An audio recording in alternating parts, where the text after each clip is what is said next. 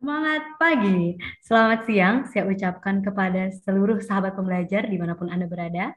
Bagaimana keadaan hari ini? Semoga senantiasa sehat walafiat dalam menjalankan aktivitas setiap harinya. Amin. Baik, siang hari ini kita berjumpa kembali di seminar online yang diselenggarakan oleh Indonesia Belajar. Adapun Indonesia Belajar merupakan sebuah media yang berisi motivasi, inspirasi, dan pengetahuan dari para narasumber terbaik. Hadir dalam platform mobile aplikasi yang bisa sahabat pembelajar download di Google Play Store dan di Apple App Store. Sahabat pembelajar juga bisa klik website kami di indonesiabelajar.id ataupun follow Instagram kami di @indonesia_belajar.id dan jangan lupa klik suka pada laman Facebook kami di indonesiabelajar.id. Bersama saya Cut Fitria di sini, sementara menggantikan Jessica yang sedang berhalangan, di mana saya akan memandu berlangsungnya seminar online selama 45 menit ke depan. Baik sahabat pembelajar, seminar online siang hari ini menghadirkan Bapak MG Danang Pria di SPDM MCTM. Beliau merupakan seorang storyteller, trainer, motivator, writer, author, adventurer, dan Pathfinder Director Certificate. Selamat siang Pak Danang. Oke, semangat pagi, salam Danang, datang untuk menang. Siap Pak Danang. Bagaimana kabarnya hari ini Pak? Oh, luar biasa, hatu gembira bersama teman-teman. Luar biasa sekali. Semangat Pak Danang ini selalu semangat 55 yang harus kita semua implementasikan nih, terutama untuk sahabat pembelajar Indonesia Belajar. Benar ya Pak? Amin, amin, amin, amin. Ya Rabbal Alamin. Ya, selain itu, edisi spesial hari ini juga menghadirkan Ibu Revita Banun, SSTM. Beliau merupakan seorang fingerprint analyst dan certified theocentric motivator yang sudah hadir di tengah-tengah kita. Selamat siang, Ibu Revita. Selamat siang dan tetap semangat pagi buat kita semua. Ya, semangat pagi juga, Ibu. Bagaimana kabarnya hari ini, Bu? Luar biasa, Ibu Cut. Luar biasa sekali, Ibu Revita Banun. Ya, baik. Seminar online siang hari ini bertemakan menemukan potensi diri. Apa itu potensi? Mengapa potensi itu penting? Bagaimana menemukan dan mengembangkan potensi menjadi maksimal? Nah, jawaban dari pertanyaan-pertanyaan tersebut akan tercerahkan pada kesempatan seminar ini. Kemudian untuk sahabat pembelajar yang ingin bertanya, sahabat pembelajar bisa langsung tulis di kolom chat di room ini dan nanti saat sesi tanya jawab akan kita diskusikan bersama.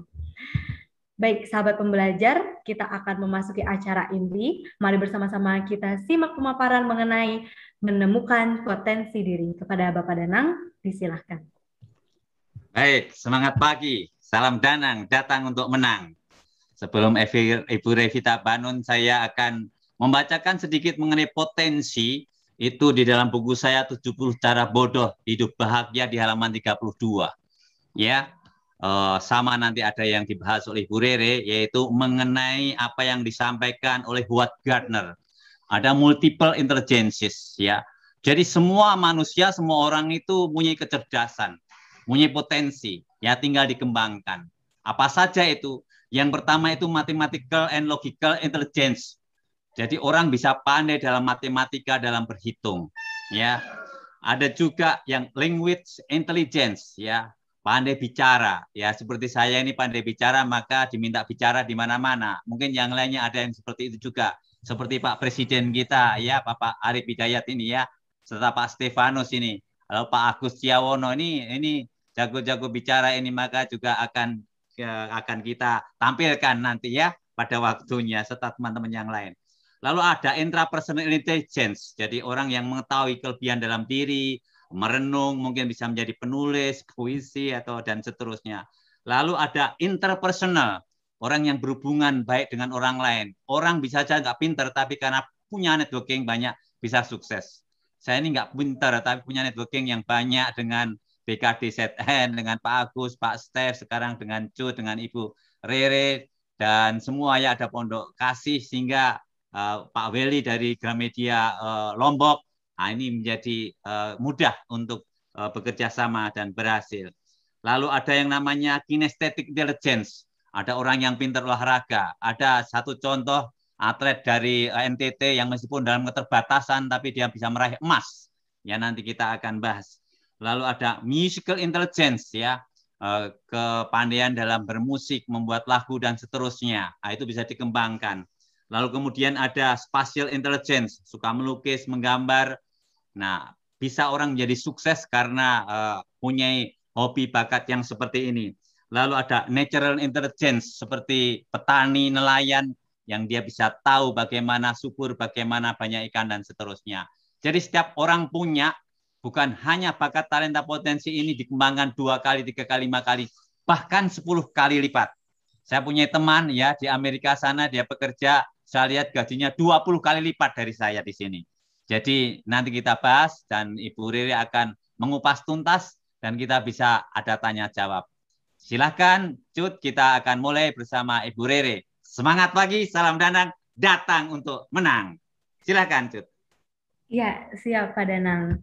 Terima kasih atas pengantarnya Pak Danang. Baik, sahabat pembelajar, selanjutnya kita akan masuk ke materi yang akan dipaparkan oleh Ibu Revita Banun atau Ibu Rere. Kepada Bu Rere, kami silahkan. Baik, terima kasih Ibu Cut. Selamat siang dan tetap semangat pagi untuk kita semua yang mengikuti program Indonesia Belajar hari ini.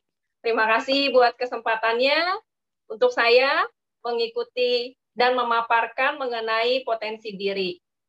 Boleh saya dibantu untuk share screen?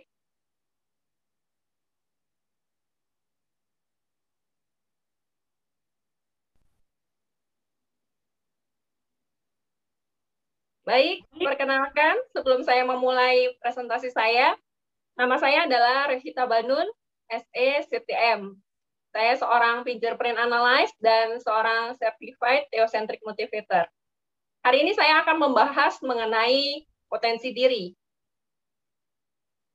Bapak Ibu, di sini kita akan melihat apa itu potensi, lalu apa itu bakat, kenapa itu penting, kemudian bagaimana kita bisa menemukan dan mengembangkannya.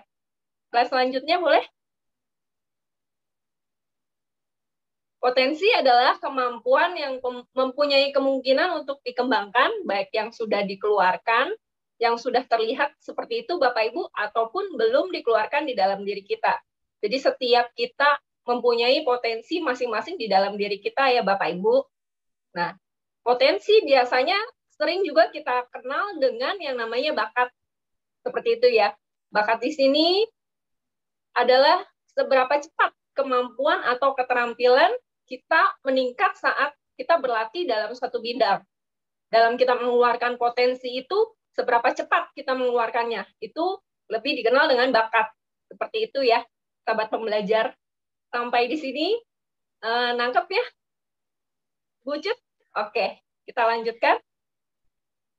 Selanjutnya, yang seperti tadi dikatakan oleh Pak Danang, tadi sempat disebut, Howard Gardner pada tahun 1983 menyebutkan bahwa potensi atau bakat atau kecerdasan seseorang bukan hanya dalam satu bidang saja. Kalau dulu kita selalu mindset-nya berpikir kalau orang yang nilainya bagus di akademis dan dia mendapat nilai tinggi semua itu adalah orang yang berbakat.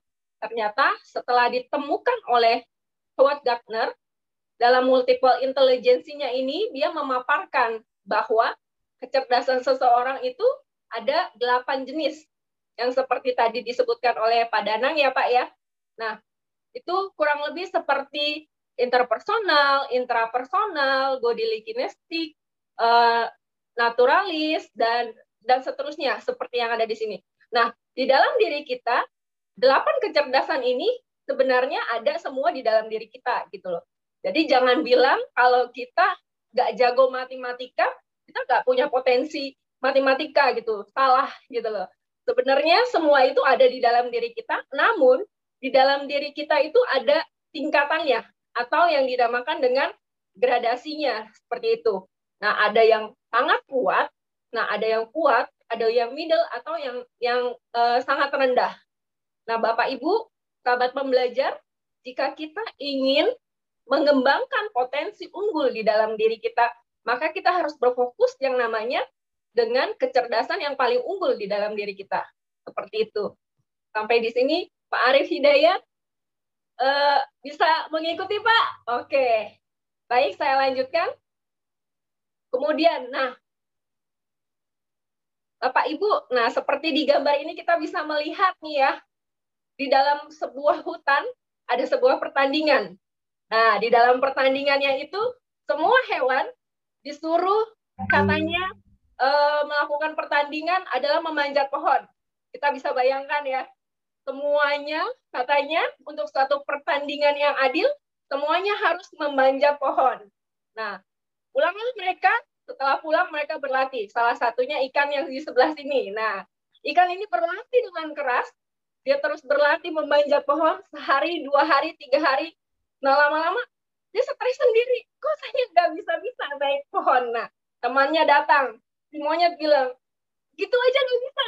Ini tuh gampang sekali gitu loh. Tinggal manjat-manjat-manjat. Nah, sampai akhirnya ikannya stres. Nah, ikannya akhirnya mati tanpa mengetahui bahwa dia punya bakat lain selain yang namanya memanjat pohon.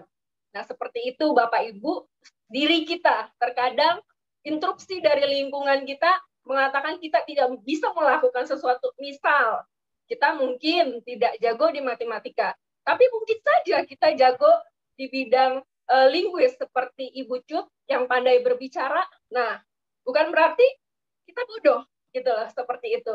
Nah, ini juga yang dikatakan oleh Albert Einstein bahwa kalau seorang ikan jika dia dijudge dia tidak bisa memanjat pohon seperti itu, maka dia sepanjang hidupnya akan merasa bodoh dan dia akan yang namanya merasa kenapa ya saya diciptakan? Apakah saya salah diciptakan? Seperti itu.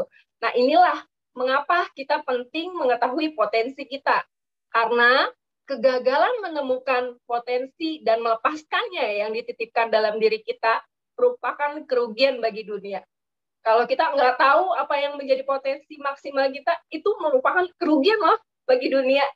Bayangkan, seorang pebulu tangkis, Gracia Poli dan Aprilia Rahayu, dia nggak pernah tahu kalau dia punya kecerdasan kinestetik yang tinggi. Nah, apa yang akan terjadi?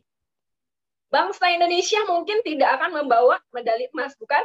Seperti itu. Nah, seperti itu juga mungkin Pak Agus nih, Pak Agus Yawono nggak pernah tahu kalau dia akan menjadi pebisnis yang sukses. Nah, bangsa Indonesia kekurangan tuh yang namanya pebisnis sukses. Seperti itu Bapak Ibu. Jadi kita harus menemukan potensi kita yang unggul. Untuk apa? Untuk kita menjadi lebih berguna, menjadi lebih memberikan sesuatu yang terbaik seperti Indonesia Belajar ini. Nah, seperti itu. Dan yang terakhir, tragedi terbesar dalam hidup kita bukan kematian, melainkan kehidupan yang gagal memenuhi tujuan dan potensi yang dititipkan olehnya. Jadi kenapa itu penting? Karena kalau kita nggak tahu potensi kita, itu akan menjadi sebuah kerugian di dalam kehidupan kita. Kita hidup, pasti kita dititipkan sebuah potensi. Yang tadi awal saya bilang ya, semua orang dalam dirinya tuh ada potensi. Cuman tinggi rendahnya itu nggak sama gitu. Nah, mana yang harus kita kembangkan adalah yang paling unggul. Seperti itu ya, Pak Samadi ya namanya. Sorry kalau salah ngomong. Nah, kemudian selanjutnya, bagaimana nih menemukannya? Nah, kita selalu tanya, oh iya ya, potensi penting ya. Saya udah tahu tuh apa potensi. Lalu gimana ya menemukannya ya, Pak Maswari? Gimana ya caranya saya menemukannya? Nah, karena kita orang yang berketuhanan ya, semuanya ya, lepas dari apapun agama kita, kita percaya kalau kita punya yang namanya pencipta. Benar ya, Bapak Ibu pembelajar? Nah, kita berrelasi dulu sama Tuhan. Apa sih sebenarnya apa yang menjadi apa sih tujuan kita? Biasanya tujuan itu melekat pada yang namanya misalnya potensi atau detail-detailnya di dalam diri kita. Seperti misalnya ya, handphone kan ada spesifikasinya tuh. Mobil ada spesifikasinya. Mobil balap dengan mobil penumpang beda cc-nya, seperti itu. Demikian juga dengan hidup kita. Kita tanyalah dengan pembuat hidup kita. Nah, seperti itu ya, Bapak Ibu. Nanti akan seperti yang namanya ditemukan pada kebetulan atau kebetulan, kesempatan demi kesempatan untuk kita mengembangkan dirinya. Gitu. Lalu bisa juga gimana menemukannya? Kalau misalnya agak denger-denger ya, karena manusia terbatas pendengarannya mungkin ya kan, kepada Tuhannya. Nah, gimana caranya melakukan pengamatan? Kita diberikan hikmat ya sama Tuhan kita masing-masing.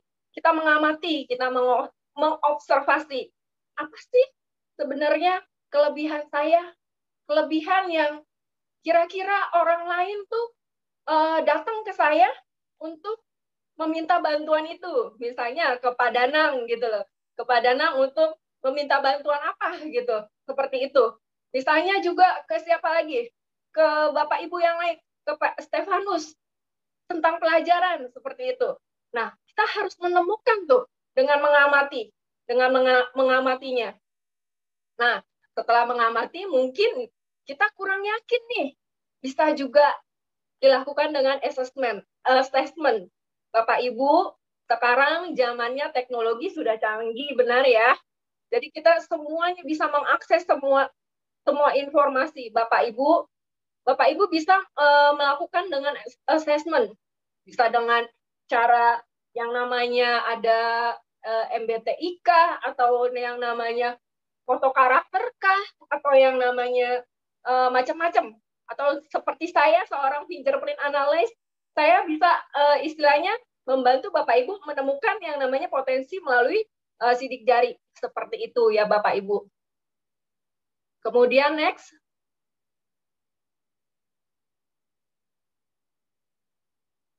Oke. Nah, bagaimana mengembangkan potensi pada diri seseorang?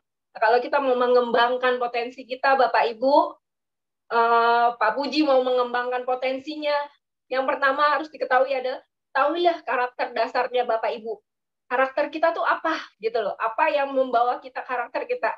Persistenkah? Persisten itu, kalau di kami itu seperti orang yang sangat logis, seorang yang menggerakkan segala sesuatu tuh dengan tujuan. Kalau kita tahu siapa diri kita, kita akan lebih mudah mendrive potensi apa yang ada di dalam diri kita. Kalau seorang persisten, biasanya kalau dia punya tujuan yang jelas, dia tahu apa yang harus dilakukan. Atau seorang modeler kah? Biasanya modeler itu seperti orang yang suka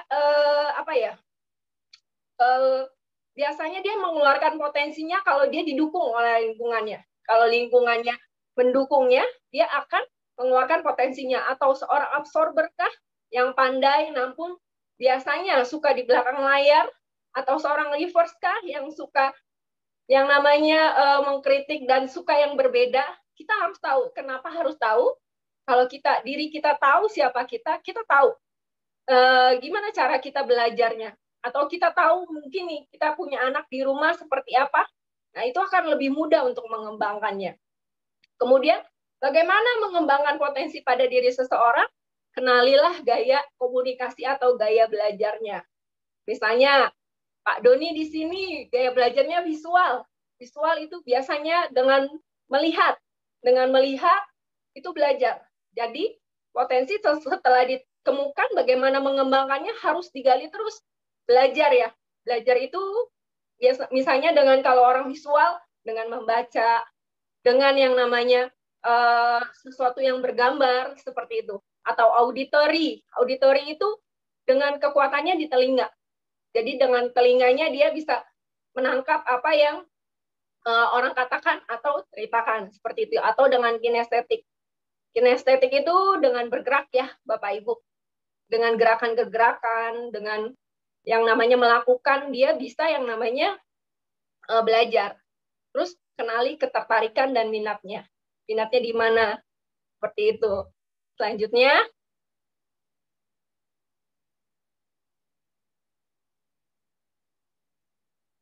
Boleh lanjut? Oke, di dalam bukunya Angel Duckworth yang Grit ini, Di sini dituliskan bahwa kalau kita sudah menemukan potensi itu, bukan saja potensi itu harus istilahnya potensi itu ditemukan, lalu apa yang harus dilakukan yaitu potensi itu harus ditemukan dengan minat. Apa yang menjadi minatnya? Seperti itu. Kalau potensi tidak ditemukan dengan lingkungannya atau minatnya, potensi itu tidak akan menjadi sesuatu yang berkembang. Seperti itu. Nah, Bapak Ibu, setelah ketemu minat, apalagi yang harus dilakukan? Kemudian, yang harus dilakukan adalah fokus, latihan, berlatih terus-menerus.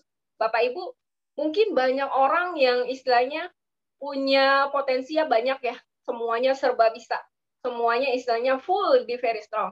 Tapi kalau dia tidak punya kekuatan fokus yang tinggi untuk mengembangkan satu dulu, nah itu istilahnya tidak akan maksimal di dalam diri kita. Seperti itu ya Bapak Ibu pembelajar. Sampai di sini bisa mengikuti? Yang bisa mengikuti boleh angkat jempolnya. Oke. Yuk. Selanjutnya.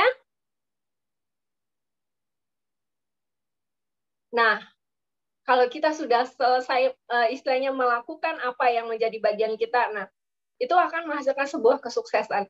Tapi yang perlu diingat di sini adalah kesuksesan utamanya adalah kesetiaan.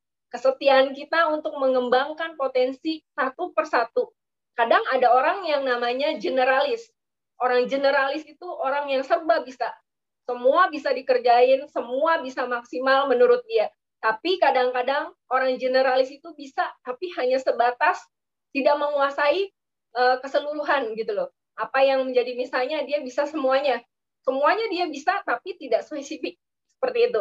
Nah, satu persatu dulu. Sukses utamanya adalah kesetiaan melakukan yang terbaik sesuai potensi dan peluang yang Tuhan percayakan kepada kita masing-masing. Bahwa kemudian Anda mendapatkan pekerjaan yang dengan jabatan yang tinggi, kemudian membangun bisnis, uang banyak, serta ketenaran, itu adalah buah kesetiaan. So, Bapak Ibu, kita semua harus yang namanya tetap setia dengan apa yang Tuhan percayakan kepada kita. Seperti itu. John C. Maxwell mengatakan Tuhan memberikan potensi sebagai pemberian di dalam hidup kita. Nah, sebagai pengembalinya kepada Tuhan adalah kita memaksimalkan potensi yang sudah Tuhan berikan kepada kita. Demikian dari saya. Kiranya apa yang saya sampaikan bisa bermanfaat bagi Bapak Ibu sekalian. Selamat menemukan potensi dan mengembangkan potensi unggul Bapak Ibu.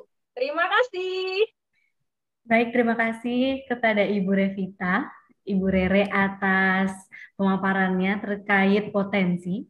Jadi kita yang harus dimulai adalah mengenali diri kita sendiri dulu ya Bu. Mulai dari karakter, gaya belajar, gaya komunikasi, sampai ke minat dan ketertarikan.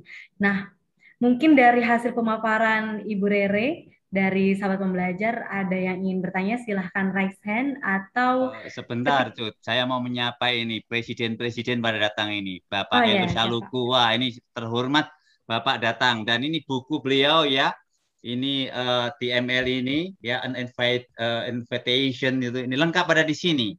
Dari mulai halaman 143, ya, itu tentang potensi itu lengkap ya. Jadi yang ingin tahu lebih detail, nah sampai 163, 20 halaman dibahas di sini. Ya, juga ini Presiden dari Berani Keluar dari Zona Nyaman, Pak Arif Hidayat, terima kasih.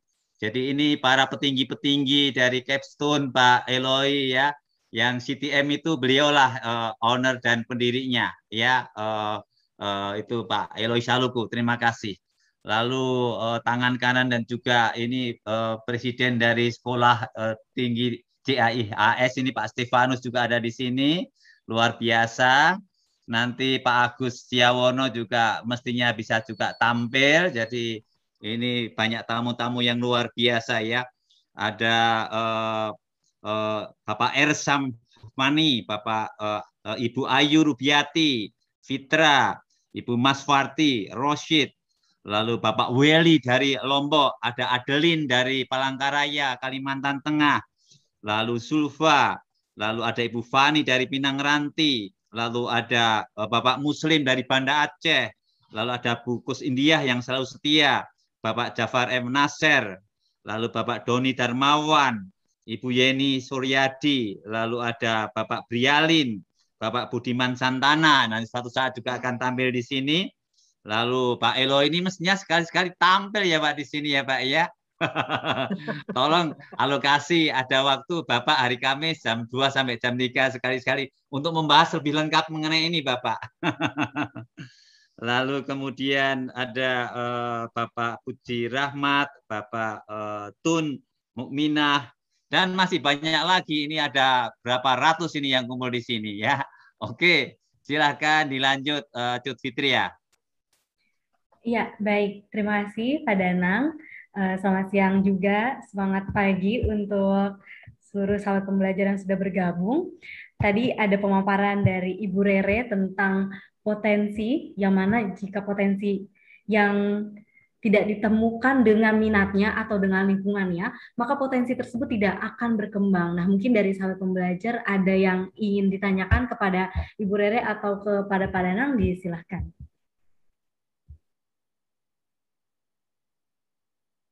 Mungkin lebih baik Bapak Eloy Saluku memberikan pencerahan yang lebih. Kami persilakan Bapak Eloy. Ya.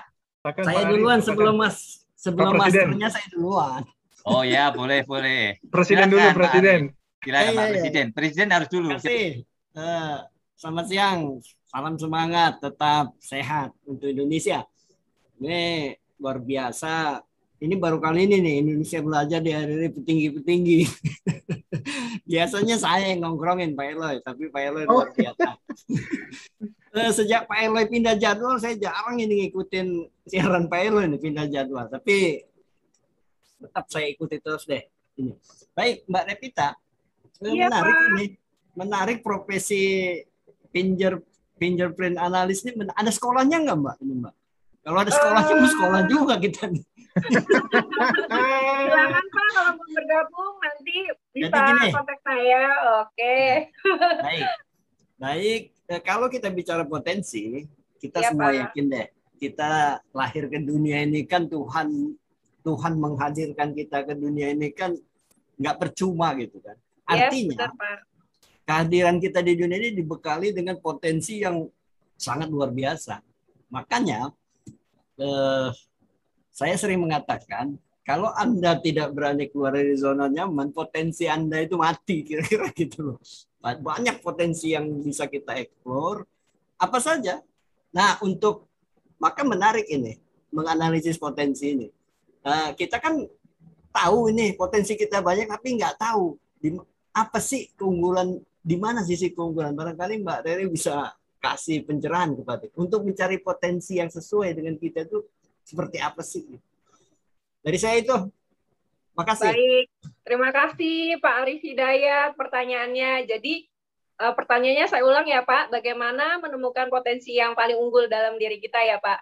Nah, kalau misalnya secara pengamatan bisa, mungkin dari kecil tuh biasanya orang itu akan cenderung melakukan, apalagi kalau anak-anak ya, misalnya kalau dia main dia misalnya melakukan apa, main bola atau apa, tapi dia akan kembali kepada satu hal yang menjadi kesenangannya dia, seperti itu. Ya, seperti itu. Nah, kalau sekarang ya ada yang namanya teknologi. Nah, dengan fingerprint analysis seperti ini nih Pak, bisa ketahuan misalnya bakat-bakat yang unggulnya di mana, seperti itu. Nah, dan nanti juga akan ketahuan yang namanya tuh karakternya seperti apa. Nah, seperti kita tahu, kadang-kadang bakat itu, kalau mau berkembang seperti kita melakukan pekerjaan ya Pak, seperti Pak Arif ya, misalnya kayak gitu, itu dipengaruhi juga dengan karakter. Karakter ada orang yang namanya, tadi yang saya bilang persisten, dia mungkin orang yang suka tampil, tapi ada juga yang absorber yang di belakang layar, seperti itu. Nah, itu tuh bisa kelihatan seperti itu. Nah, kalau misalnya lewat tes ya Pak, kalau misalnya mau cepet nih ya Pak, mau cepet, kita bisa tahu tuh. Nah, nanti tinggal ditemukan sama yang namanya minatnya apa. Minat itu seperti kesukaan, seperti klik. Itu bisa dilihat dari hati kita ya Pak. Biasanya kalau misalnya hati kita seneng banget ngelakuinnya, tapi terkadang kan kita seperti ragu-ragu ya, sebenarnya ini atau bukan gitu loh.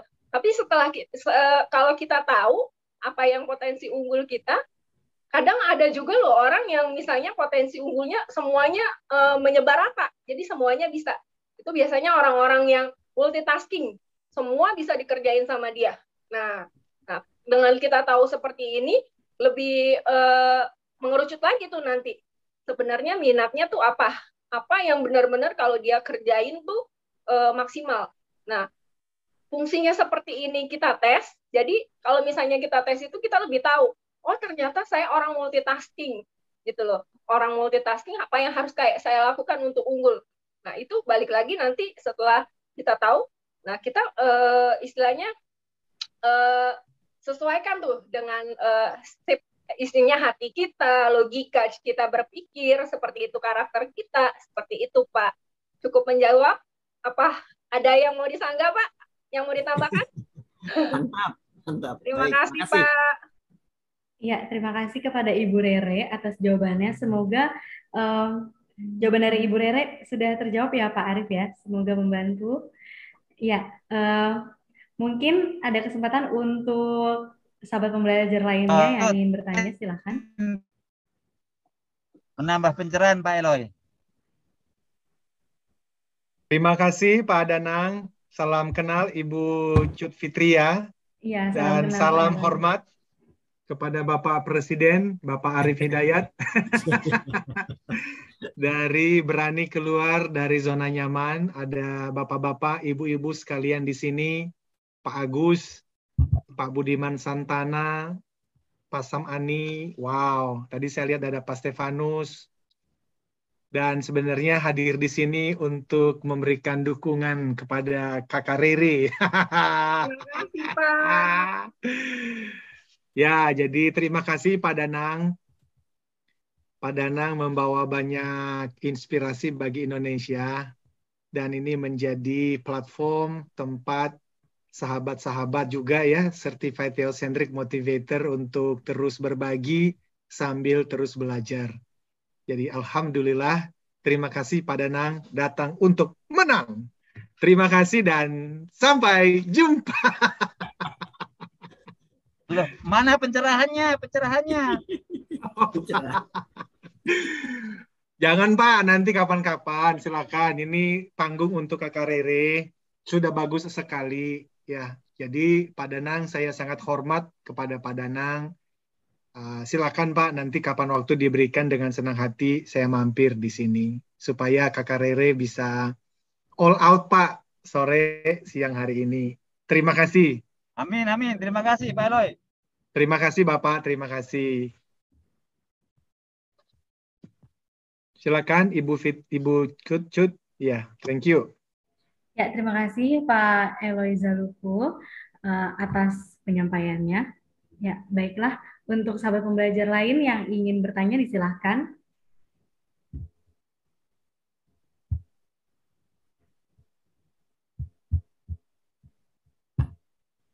Mungkin aku boleh nanya nih, Ibu Rere, sambil menunggu pertanyaan lainnya. Jadi kan tadi ada statement tentang potensi yang tidak ditemukan dengan minatnya, itu kan tidak akan berkembang ya, Bu. Nah, kira-kira apa nih strateginya supaya si potensi ini dan si minatnya ini nih bisa ketemu di satu lingkungan? Terima kasih Bu Cut. Jadi apa yang harus dilakukan biar potensi ketemu sama minat ya. Nah itu mau nggak mau kita harus menemukannya dengan minat. Istilahnya kalau misalnya mau yang sama dengan coba-coba. Dicoba nih, kira-kira nih kita kecenderungannya kelebihan kita apa gitu. Dicoba dimasukkan ke dalam lingkungan itu. Karena kan kita nggak pernah tahu kalau kita tidak menyatu dengan lingkungannya. Seperti itu. Nah itu seperti itu kalau misalnya mau coba. Atau kalau misalnya kita sudah pakai assessment, nah kita mulai tuh di apa istilahnya dilatih terus gitu. Mungkin awalnya bilangnya nggak bisa karena apa? Karena belum pernah belajar. Tapi percayalah kalau misalnya seseorang yang punya kecenderungan potensi yang tinggi di satu bidang itu, kalau dia menekuninya, masuk ke dalam istilahnya lingkungan di mana dia bisa mengembangkan apa yang menjadi potensinya, itu akan lebih cepat gitu dibanding orang yang memang potensinya tidak terlalu tinggi di bidang itu, seperti itu. Nah, itu seperti kata Pak Arif Hidayat, berani keluar dari zona nyaman. Tapi hati-hati juga, berani keluar dari zona nyamannya jangan istilahnya konyol juga ya. Kita harus benar-benar tahu kalau memang itu minat yang dan bakat yang benar-benar emang harus kita kembangkan gitu loh. Seperti itu, Ibu Cut. Terima kasih Ibu Rere atas jawabannya. Jadi sekarang udah tahu nih strateginya gimana antara minat dan potensi ketemu di satu lingkungan ya Bu. Iya betul. Mungkin selanjutnya kepada Pak Stefanus di sini yang sudah raise hand, dipersilakan Pak.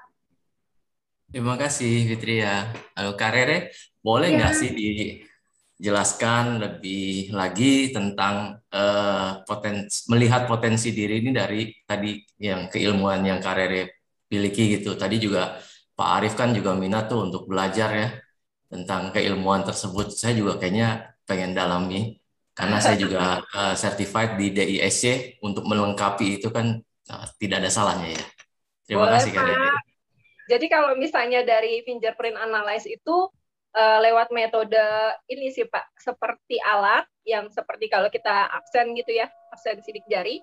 Nah, sidik jari kita tuh diambil ke 10 sidik jari kita. Itu tuh setelah diteliti memang ada hubungannya waktu kita di kandungan ibu kita 13 minggu di dalam kandungan itu terhubung polanya tuh ke jari-jari. Seperti itu. Seperti kita tahu ya, kalau misalnya sidik jari itu tidak berubah dari lahir sampai dia mati. Seperti itu ya Pak. Jadi itu bisa diteliti dari situ. Dari mana? Dari situ terus itu dipolakan seperti dikelompokkan ini polanya ini dengan kecenderungan seperti ini polanya. Ini adalah pola yang ini dengan yang pola seperti ini dari istilahnya titik ke ini namanya itu titiknya misalnya dia punya kecerdasan matematiknya tinggi seperti itu Pak. Seperti itu sih Pak. Nah itu lebih kepada teknologi sih.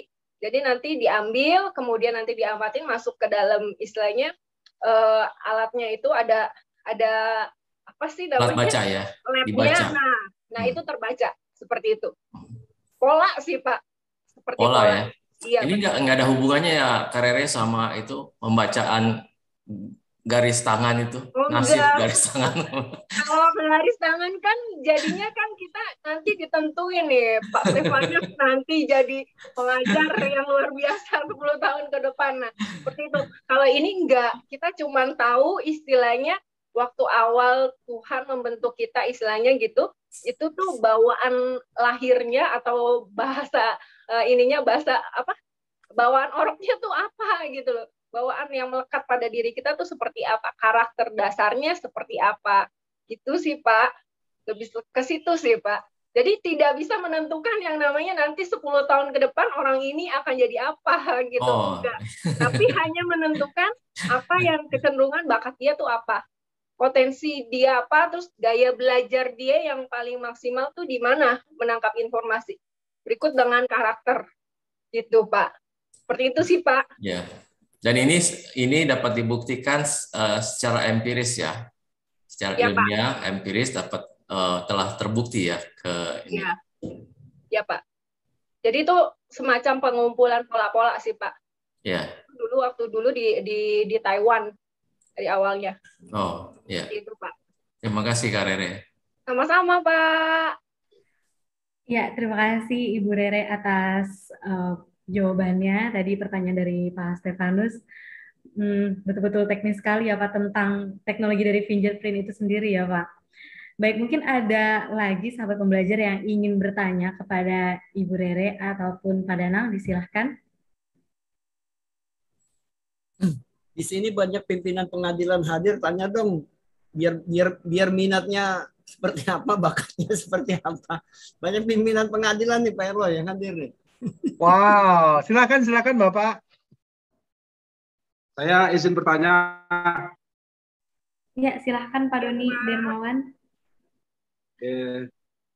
Selamat siang untuk semuanya menjelang sore. Ini menarik bagi saya pembahasan tentang ini. Karena saya selama ini ketika menjadi hakim itu kan dites psikologi tes, psikotes namanya. Jadi psikotes itu mencari bakat atau potensi, apakah dia punya potensi untuk jadi hakim atau tidak. Dari segi nilai kuliah ya, saya nilai kuliah agak rendah.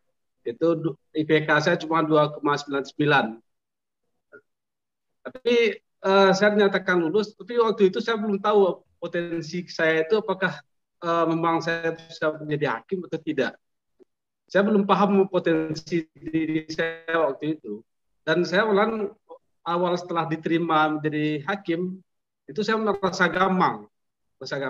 Jadi yang ingin saya tanyakan, bagaimana awalnya? Berarti kan sudah bicarakan tentang karakter dia, karakter. Nah, sekarang saya punya anak, saya ingin menggali potensi anak saya itu apa. Itu ingin tahu apa potensi anak saya itu, agar dia tahu, agar saya bisa mengembangkan potensi dia dan bakat dia, atau setidaknya apa yang di kantor ini, SDM yang ada di kantor ini. Nah, jadi cara yang lebih detail untuk menggali potensi itu diawali dengan karakter. Mengenali karakter ini yang belum memahami saya. Jadi saya belum paham bagaimana cara mengenal karakter seseorang itu. Apakah ini karakternya bagaimana? Jadi bentuk-bentuk karakter itu saya belum paham betul. Jadi mungkin itu yang perlu ingin saya tanyakan ke Kak Rere ya. Jadi mohon pencerahan dari Kak Rere tentang masalah apa karakter tadi itu. Terima kasih Kak Rere. Ya, terima kasih Pak Doni. Jadi pertanyaannya bagaimana kita mengetahui karakter anak ataupun orang-orang di sekitar kita ya Pak ya. Nah, untuk mengetahuinya mungkin kalau di tempat Bapak ada yang namanya asesmen yang seperti DISC, seperti itu bisa ya Pak ya? Ada ya Pak? Nah, dari situ bisa kelihatan juga. Ada, biasanya ada. Ya, dengan pengamatan Bapak. Nah, memang agak susah ya Pak kita untuk tahu orang itu sebenarnya apa, karena kadang-kadang orang itu seperti gunung es yang tampilan di atasnya itu belum tentu yang di bawahnya. Mungkin dia di atasnya terlihat seperti orang yang garang, tapi sebenarnya di dalam rumah dia adalah orang yang baik sekali. Nah, itu tuh memang seperti itu Bapak. Untuk tahunya bagaimana? Kalau misalnya ya kita harus mengenal lebih dekat sih Pak. Nah, kalau misalnya dari fingerprint analysis ini memang ada yang namanya, kita tahu tuh yang namanya cara seseorang, konsep dirinya seperti apa, dan logika dia memutuskan sesuatu seperti apa. Itu seperti di dalam dirinya.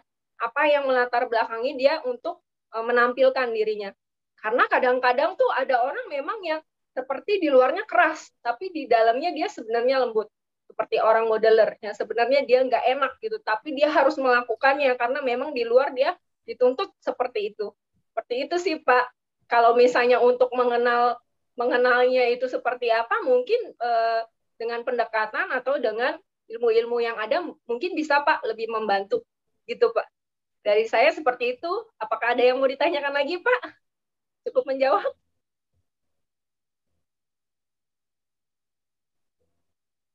Nge-please Pak Doni.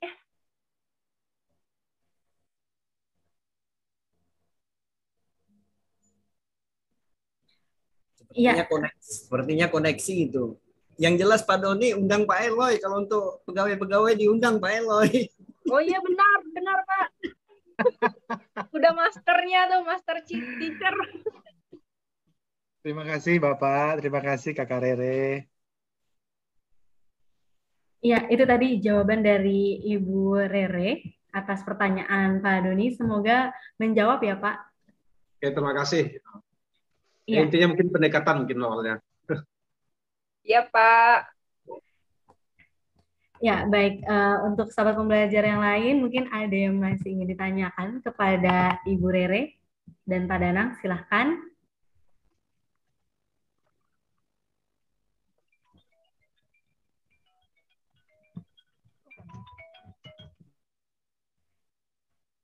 Ya, baiklah. Assalamualaikum warahmatullahi wabarakatuh. Waalaikumsalam, Bapak Korik Agustian. Selamat Ya, siang, Pak. siang menjelang sore izin bertanya. Assalamualaikum warahmatullahi wabarakatuh. Waalaikumsalam. Eh, izin tanya Mbak Rere ya. Iya, Pak.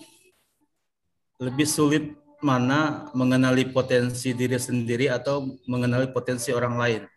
Karena kalau saya dulu merasa potensi saya itu ya bingung apa itu bisa juga dikatakan mengajar, ada juga kan gitu kan, katakan umpamanya di olahraga umpamanya catur, ada juga dari kecil dulu sering juara catur kan. Terus tahu-tahu jadi hakim gitu kan. Jadi bingung saya potensi saya itu sebetulnya di mana yang harus digali terus gitu kan. Nah itu yang ingin saya tanyakan, lebih sulit mana itu menggali potensinya itu Mbak Rere. Terima kasih. Terima kasih Pak. Lebih sulit mana kita menggali potensi diri kita dengan orang lain ya Pak? Gitu ya Pak ya? Iya. Nah, lebih sulit mana? Ya lebih sulit menggali potensi orang lain sih kalau menurut saya ya Pak ya. Karena kalau diri kita kan sebenarnya kita tahu nih ya Pak. Mungkin kalau Pak Korik Agustian ini adalah orang yang generalis Pak. Semuanya bisa. Jadi bukan kebetulan Bapak kalau ini bisa, itu bisa, semuanya bisa gitu loh Pak. Nah, kalau misalnya Bapak mau tahu yang mana yang unggul, mungkin satu-satu Pak. Mungkin sekarang masanya Bapak jadi hakim gitu kan. Nah, jadi hakim saja sambil mengembangkan yang lain Pak. Nanti kan ada waktunya tuh ya Pak, namanya pensiun ya Pak ya, jadi hakim. Nanti bisa mengembangkan yang lainnya juga, seperti itu Pak. Jadi kalau ditanya menurut saya ya Pak, lebih sulit mana? Lebih sulit tahu potensi orang sih Pak daripada diri sendiri gitu loh Pak. Dari saya seperti itu Pak. Iya. Terima kasih Mbak. Ada yang mau ditambahkan Pak?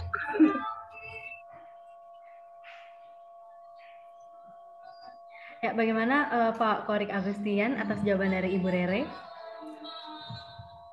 Ya intinya kan lebih sulit menggali potensi orang lain ya, kecuali orang dekat mungkin ya. Kalau orang dekat, ya, betul, Pak. Mungkin sudah ada pengenalan kita kan terhadap orang dekat itu sendiri ya. Kecuali orang baru mungkin ya, orang baru mungkin lebih sulit lagi untuk mengenalnya kan, apalagi karakter manusia kan berbeda-beda, nggak sama kan. Ada yang malah dua karakter, macam karakter gitu kan. Iya, betul, apalagi yang split personality kan, itu lebih sulit lagi kita mengenalnya. Terima kasih Mbak Rere. Saya tambahin sedikit Dr. Rere ya. Iya, silakan Pak, silakan. Jadi soal menulis buku aja. Saya dulu lihat Ayu Widya waktu menjadi SPG saya suka ngoretet buang tempat sampah. Saya baca bagus tulisannya. Saya suruh membuat buku. Akhirnya menulis 14 novel dan 9 buku anak.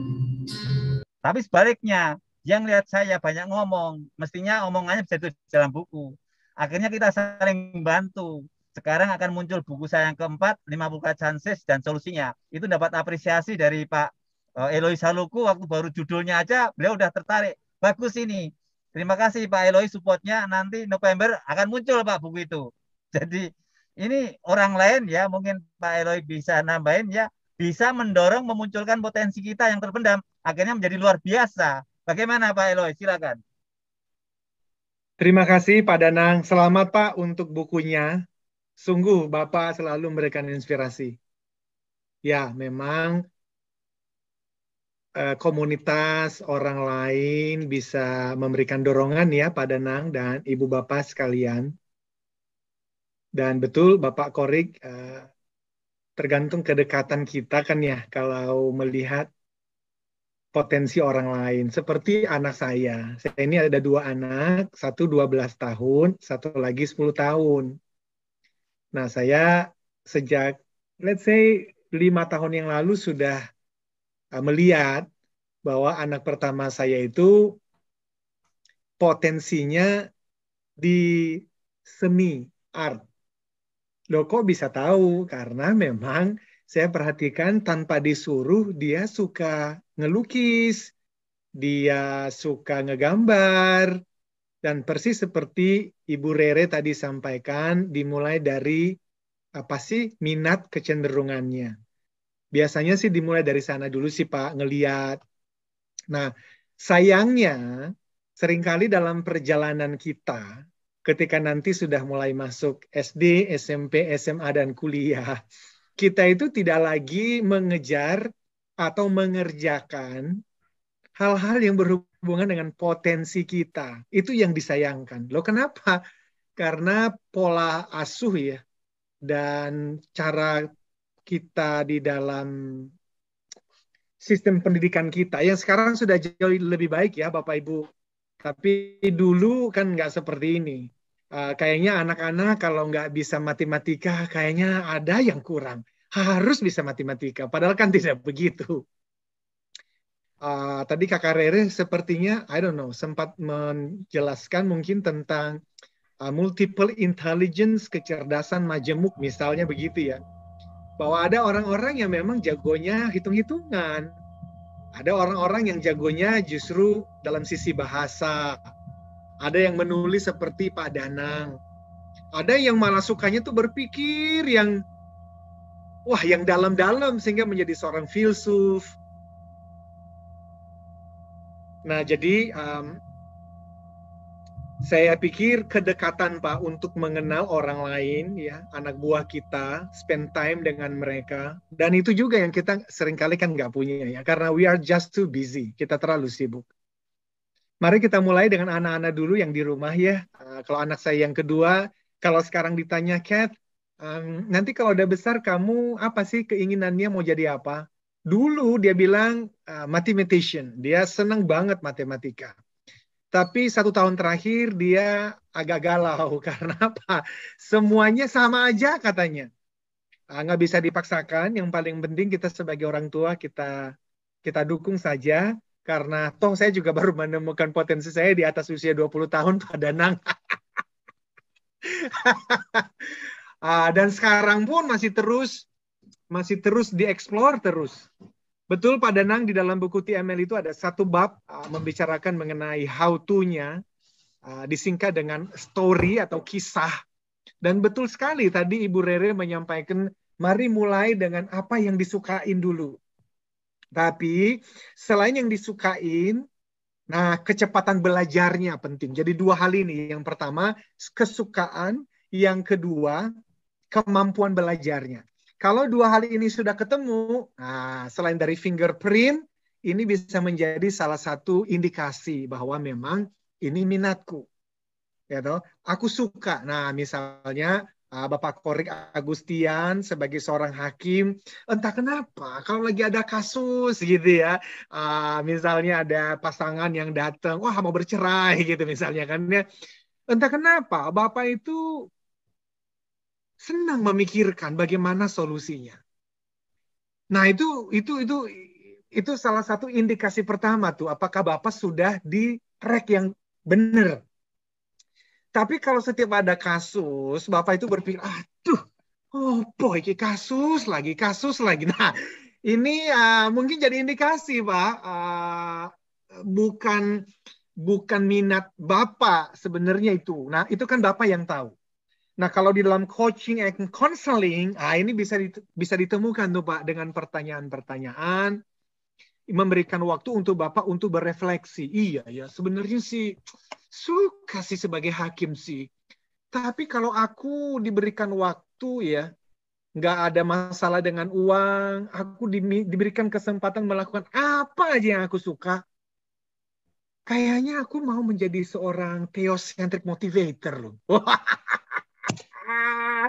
Kalau betul udah mau menjadi seorang theocentric motivator, maka nanti tinggal mendapatkan izin dari Bapak Presiden BKDZN supaya tahun 2022 Bapak jadi certified theocentric motivator seperti Pak Mus dan Ibu Hikmah. Gitu Pak. Jadi, aku senang jadi hakim, tapi kalau sharing kepada anak-anak muda, kepada teman-teman juga aku juga suka. Udah Pak, bener Pak. Nanti September 2022 ada kelas Certified Theocentric Motivator. Mohon izin Bapak Arif, boleh Pak nanti bila ada yang tertarik diundang kembali. Jadi saya tutup Pak, dari tadi dipancing terus nih Pak Danang nih paling bisa. paling bisa nih Bapak Danang ini. Pak Jadi Eloy, Pak Pak Eloy. apa? Ini anak buah Pak Arif, Pak Noprisa yang dari Jambi sudah tertarik untuk ikut Alhamdulillah. CTM. Makanya kemarin saya sampaikan ke Ibu Kepala Sekolah untuk ditindaklanjuti. Jadi sudah ada Pak calonnya dari Jambi, Pak. Alhamdulillah. Siap, Pak, siap. Jadi Kakak Rere, Ibu Rere, memang ini topik yang sangat bagus ya mengenai menemukan dan melepaskan potensi. Saya doakan dan saya support terus Bu Rere akan semakin ya bersinar untuk Indonesia, nanti memberikan seminar-seminar untuk orang tua murid di semua sekolah di Indonesia. Dan aku bisa melihat itu Bu Rere terus tekun karena ada Pak Stefanus, ada Pak Danang, ada Pak Arif dan semua di sini support Kakak Rere jadi seorang pembicara khusus bagaimana menemukan dan melepaskan potensi untuk Indonesia yang 10 kali lebih baik. Terima kasih. Silakan Kakak Cut. Izin. Ya, terima kasih Pak Elizalku. Ya, terima kasih. Bagaimana Pak Arif? Ya, terima kasih Kakak Rere, Pak Eloy, dan Pak Danang, Pak Stefanus. Jadi memang sengaja, jadi teman-teman saya ajak. Karena begini, mendengarkan itu lebih penting menurut saya. Sehingga ini bakal menjadi bekal buat kita. Jadi memang teman-teman saya ayo dong ikut. Makanya di Indonesia Belajar, kemudian di TML malam minggunya Pak Eloy. Ini memang sengaja saya ajak supaya bisa tercerahkan lah gitu. Jangan kita merasa besar, ternyata orang lain lebih besar gitu kan. Saya pikir itu. Terima kasih Indonesia Belajar. Pak Danang ini luar biasa. Kak Rere, tetap semangat Kak Rere. Pak Eloy ada di belakang Mbak Rere. Ya, baik, terima kasih Pak Arif Hidayat atas penyampaiannya. Sahabat pembelajar, di sini juga sudah disampaikan oleh Pak Budiman Santana melalui kolom chat, yaitu selamat untuk Pak Danang dan Bu Rere atas kolaborasinya hari ini, keren. Ini akan menjadi peluang yang baik bila kolaborasinya bisa dimulai dari kerjasama dengan pihak sekolah dasar dan kementerian terkait agar anak-anak Indonesia tahu bakat dan potensinya sejak dini, sehingga bisa ada pendalaman minat dan keseriusan dalam berkarir sesuai minat dan potensi. Dari Pak Budiman Santana, terima kasih Pak Budiman. Ya, baik sahabat pembelajar dimanapun Anda berada, kita sudah berada di penghujung acara. Saya persilahkan untuk closing statement, mungkin dimulai dari Ibu Revita terlebih dahulu. Silakan Bu Rere. Baik, terima kasih. Closing statement dari saya adalah apapun potensi kita, mau 1, 2, atau 10, tetaplah setia mengembangkan apa yang menjadi potensi dalam diri kita, yang menjadi potensi dan minat yang ditaruh di dalam hati kita untuk apa? Untuk Indonesia yang lebih baik. Terima kasih. Ya, terima kasih Ibu Rere atas closing statement-nya. Kemudian kepada Pak Danang, dipersilakan Pak. Kembangkan potensi Anda hingga 10 kali lipat. Bagaimana caranya? Miliki, baca, dan buku ini TML, dan Anda akan menjadi sukses luar biasa, bisa mengembangkan bakat 10 kali lipat, menginspirasi Indonesia. Terima kasih, salam Danang, datang untuk menang. Buku saya di rumah soalnya. Baik, terima kasih Pak Danang dan Ibu Rere atas pencerahannya pada kesempatan Kamis hari ini. Semoga dapat membawa inspirasi untuk kita semua, khususnya untuk para sahabat pembelajar yang hadir pada kesempatan siang hari ini. Karena kita sudah berada di penghujung acara, saya ucapkan terima kasih kepada Bapak Danang dan Ibu Revita atas waktu dan kesempatannya, dan juga kepada seluruh sahabat pembelajar. Semoga kita dapat bertemu di kesempatan hari Kamis berikutnya. Dan untuk rekan-rekan sahabat pembelajar, kami ingatkan kembali bahwa jangan lupa untuk berlangganan saluran YouTube kami di Indonesia Belajar. Jangan lupa untuk klik suka dan beri komentar di saluran YouTube kami. Kemudian share kepada seluruh teman-teman sahabat pembelajar lainnya. Baik, demikian seminar online pada sore hari ini. Semoga dapat membawa manfaat untuk kita semua. Tetap semangat, jaga kebersihan, dan patuhi protokol kesehatan. Sekian, saya Cut Fitria. Mohon izin pamit undur diri dari hadapan sahabat pembelajar. Semangat pagi, selamat siang untuk kita semua.